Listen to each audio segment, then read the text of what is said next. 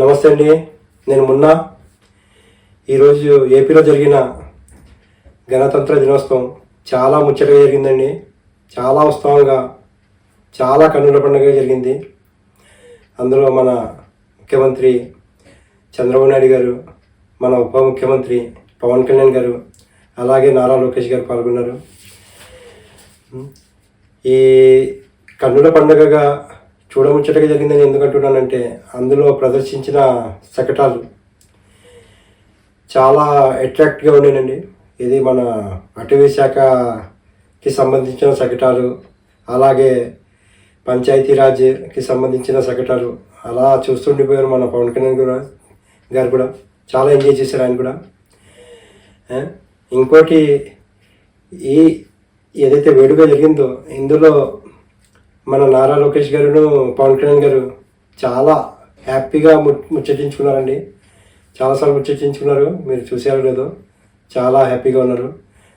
వీళ్ళు ఏదో క్రియేట్ చేశారు, అవి చేస్తుంటారు, కానీ చాలా చాలా హ్యాపీగా మాట్లాడుకున్నారు. అది వైసీపీ వాళ్ళు చూసి నా లెక్క ప్రకారం ఏడ్చుకుని ఉంటారు.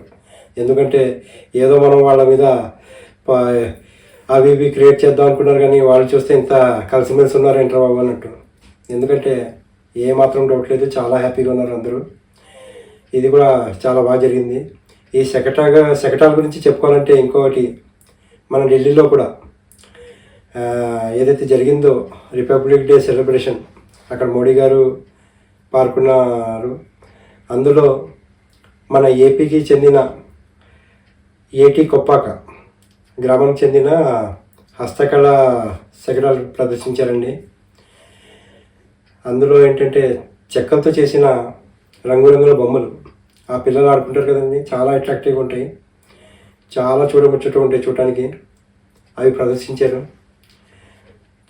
అందరూ చాలా హ్యాపీగా చూశారు. అది ఏంటంటే అది పెట్టాలన్నట్టు ఎలా అనిపించిందంటే, మన మోడీ గారికి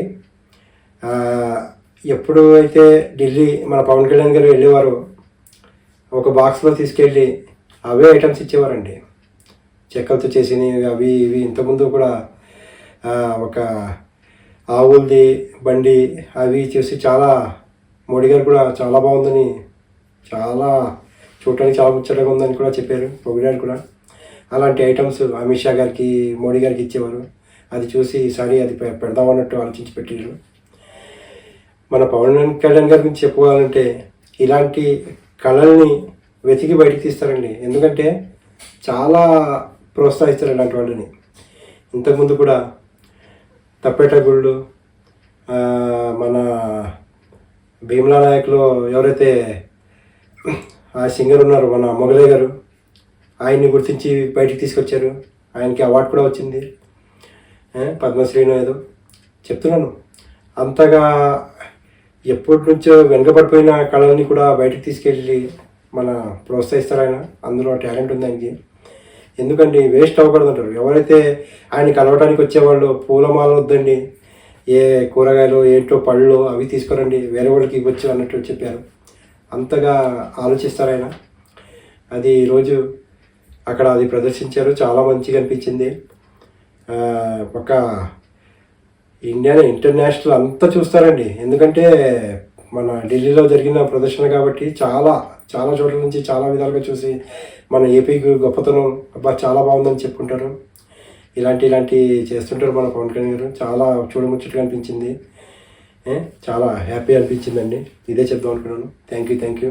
లైక్ చేయండి, సపోర్ట్ చేయండి, సబ్స్క్రైబ్ చేయండి. Thank you.